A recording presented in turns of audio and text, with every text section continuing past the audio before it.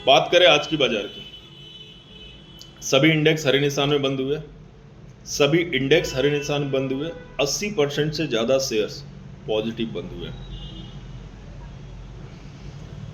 आज के बाजार की बात करने से पहले अगर हम पिछले 3 दिन की बात करें, 3 ट्रेडिंग डेज की, तो देखिए गुरुवार को निफ्टी 26,190 के आसपास बंद हुआ था। शुक्रवार को निफ्टी में लगभग 125 अंकों की गिरावट दिखी। सोमवार को भी निफ्टी में 100 अंक से ज़्यादा की गिरावट दिखी।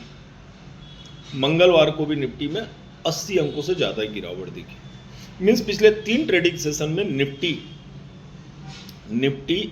300 से ज़्यादा अंक गिर गए थे, परंतु आज फाइनली केवल एक ट्रेडिंग सेशन में निफ्टी ने अपने तीनों गिरावट को कवर कर लिया और प्लस 300 अंक पॉजिटिव बंद हुए। देखिए, मैं काफ़ी दिनों से कह रहा हूँ कि मार्केट में 2 इंपॉर्टेंट पॉइंट है, 25850, 26050। मैंने पहले भी कहा हुआ था पिछले वीडियोस में भी कि जब तक बाजार 26050 के नीचे है तब तक बाजार में तेजी देखने को नहीं मिलेगी, और जैसे ही बाजार 26050 के ऊपर ट्रेड करने लगेगा बाजार में तेजी देखने को जरूर मिलेगी। और आज आपने देखा 26050 को पार करने के बाद बाजार ने एक बार भी उस लेवल को नहीं ब्रेक किया है और सीधा 26210 प्लस तक गया है। मैंने पहले भी कहा था 25850 एक इंपॉर्टेंट पॉइंट है। आज निफ्टी का ओपन अगर आप देखेंगे तो 25842 का है, जो आज इसका ओपन प्राइस भी है और लो प्राइस भी है, और निफ्टी इसी रेंज से कंटिन्यूअसली ऊपर जाती गई। जबकि फाइनली आज निफ्टी निगेटिव क्यों ओपन हुई थी ये मेरी समझ के बाहर था। रीजन ये था, डॉ भी पॉजिटिव बंद हुए थे।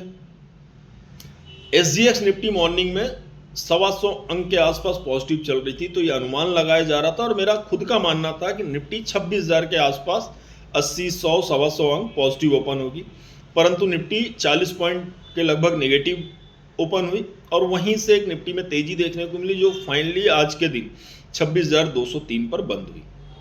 अब बाजार में आगे के लिए क्या? देखिए, बाजार में आगे के लिए एक पॉइंट होगा जो बहुत इंपॉर्टेंट हो जाएगा, वो है 26,000 का लेवल।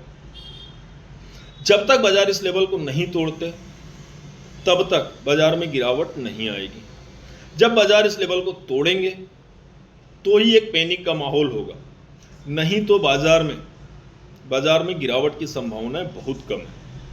गिरावट अब 2 ही कारण से हो सकती है कि डाउ फ्यूचर अचानक से 300-400 अंक लाल बंद हो जाए, अदरवाइज मार्केट में ऐसा कोई रीजन नहीं है जिसके कारण गिरावट हो, क्योंकि फेड ने रेपो रेट में कट किया हुआ था, जिसके बाद पूरी ये संभावना जताई जा रही है कि आरबीआई भी रेपो रेट कट करेगी। और आरबीआई अभी तो बस ये संभावना जताई जा रही करेगी। अगर आरबीआई ने रेपो रेट में कट किया तो हो सकता है बाजार 26,500 के आसपास भी दिखे या उससे ऊपर भी दिखे। तो इसलिए बाजार में अब जो इंपॉर्टेंट लेवल होगा वो 26,000 का ही होगा। 26,000 के नीचे बायर पैनिक होंगे, अदरवाइज बायर हर डिप में बाई के लिए ही जाएंगे। निफ्टी या किसी भी इंडेक्स में बाई और सेल की रिकमेंडेशन नहीं रहेगी। बाई और सेल करने से पहले अपने फाइनेंशियल एडवाइजर से एक बार सलाह जरूर लें। अब बात कर रहा हूं 2 स्टॉक जो मैंने आपको 3 दिन पहले ही बताया था, इटर्नल, हीरो मोटोकॉर्प। फाइनली आज हीरो मोटोकॉर्प में तेजी देखने को मिली, कल भी तेजी देखने को मिली थी, और पिछले 3 दिनों से 6,000 प्लस पे ही ज़्यादा टाइम तक ट्रेड कर रहे थे।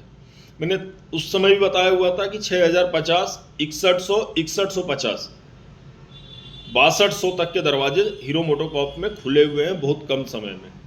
हाँ, ये अलग की बात है कि मैं 6200 तक का लेवल पिछले मंथली एक्सपायरी से पहले सोच रहा था, परंतु फाइनली वो आ जाया 6100 प्लस का लेवल। इटर्नल देखेंगे, इटर्नल भी 305 प्लस ट्रेड करने लगा है, 305 प्लस ट्रेड करने लगे हैं। और मेरा अपना मानना है कि आने वाले समय में अगर मार्केट से कोई मार्केट से कोई नेगेटिव न्यूज नहीं या मार्केट से नेगेटिव ट्रेंड नहीं दिखता है तो आने वाले समय में इटर्नल में भी एक अच्छी तेज़ी देखने को मिल सकती है। फिर से बोल रहा हूँ, किसी भी स्टॉक में बाई और सेल की मेरी कोई भी रिकमेंडेशन नहीं रहेगी। स्टॉक इंडेक्स में ट्रेड करने से पहले अपनी स्वयं की एक राय बनाएं, अपने फाइनेंशियल एडवाइज़र से डिस्कस करें, उसके बाद ही कोई ट्रेड लें।